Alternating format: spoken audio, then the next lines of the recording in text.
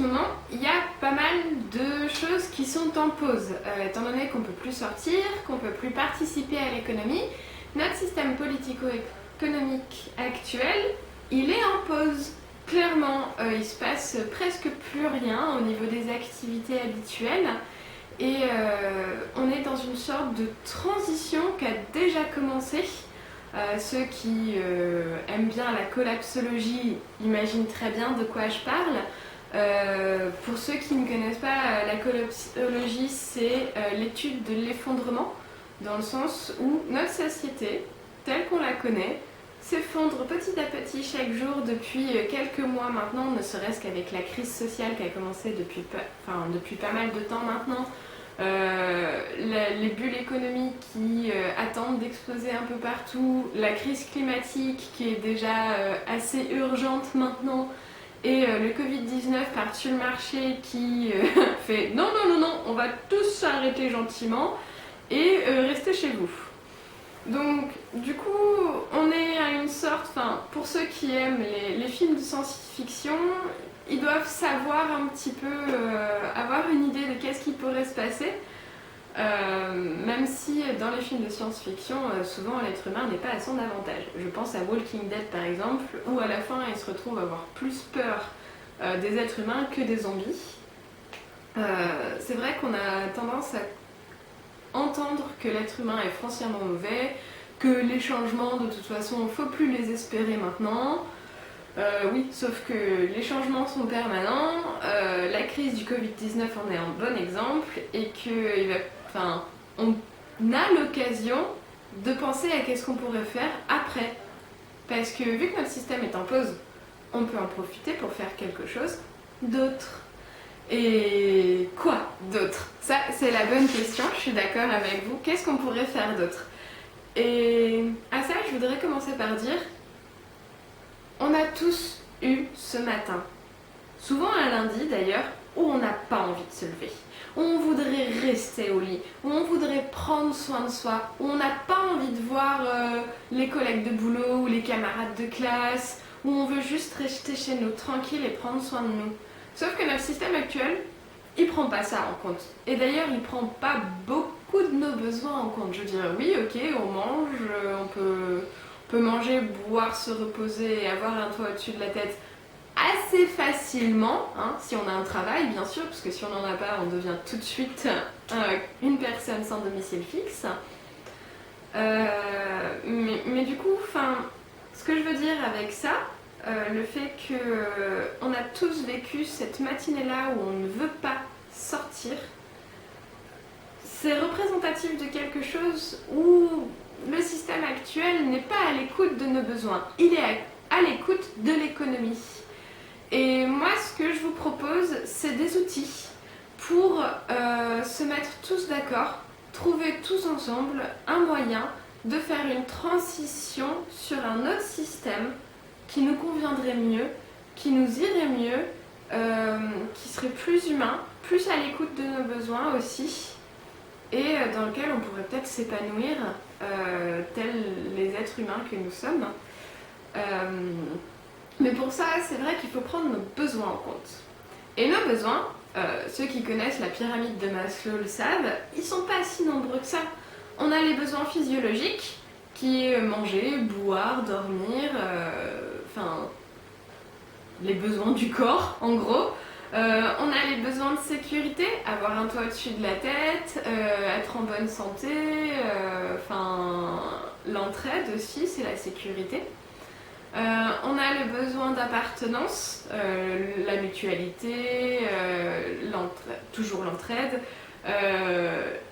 être connecté ensemble, mais pas forcément connecté via l'ordinateur. Mais voilà, le besoin d'appartenance qui est le besoin social d'une manière générale.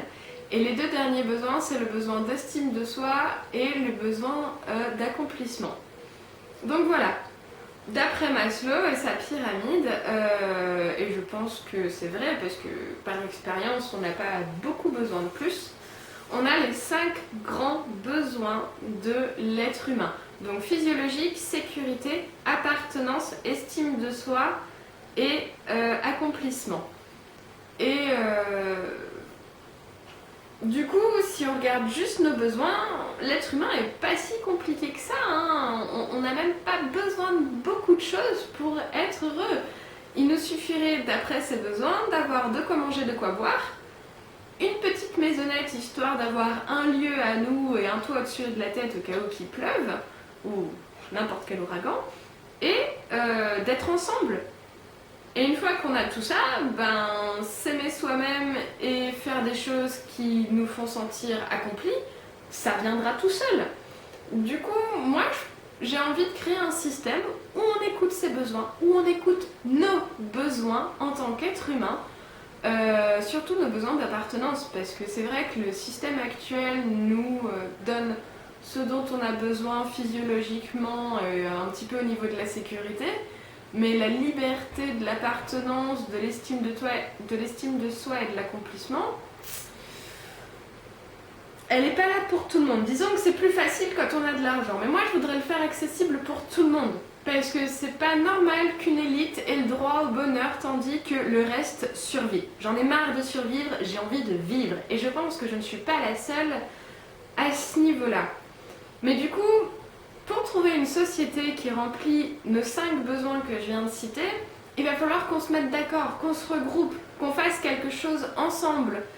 Et c'est là où je vais reparler de la communication non violente. Hop là! Toujours de Marshall Rosenberg. Donc pour moi c'est vraiment important qu'on passe par une communication non violente et plus sincère aussi. Parce que là je vous parle de Marshall Rosenberg avec sa communication non violente parce que je trouve que c'est la plus complète. Mais il y a aussi d'autres types de communication non violente aussi qui peuvent être exprimées de manière différente. Je vous mettrai des liens dans la vidéo de conférences sur YouTube qui dure 1h30 sur cessez d'être gentil, soyez vrai. Et bref, je vous laisserai aller voir par vous-même. Ça ressemble à la communication non violente de Marshall, mais avec des outils et des moyens de s'exprimer différemment par rapport à la communication non violente qui, elle, fonctionne vraiment sur 4 principes principaux. Le premier, c'est parler avec une observation. Vraiment dire un fait, quelque chose qui s'est passé, pas une interprétation, pas quelque chose qu'on a imaginé ou avoir des avis différents, c'est bien, c'est ce qui fait notre force. Mais l'exprimer en respect de l'autre et en respect de soi-même, c'est ça qui fait toute la différence. Donc, si on veut passer dans un autre système, il va falloir qu'on apprenne à s'exprimer sans insulter l'autre, pour le faire le plus en respect possible avec soi-même comme avec les autres. Donc, la communication non violente, d'abord on énonce un fait,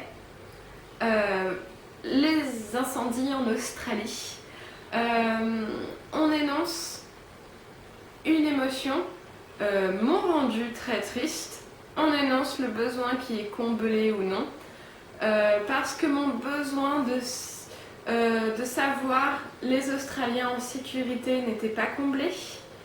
Et dans le cadre où on a besoin d'aide ou besoin des autres pour combler nos besoins, c'est pas les autres qui peuvent combler nos besoins, mais on peut leur faire des demandes pour nous aider à nous sentir mieux, même si c'est pas eux qui peuvent nous faire sentir mieux. Attention, c'est pas ce que je dis.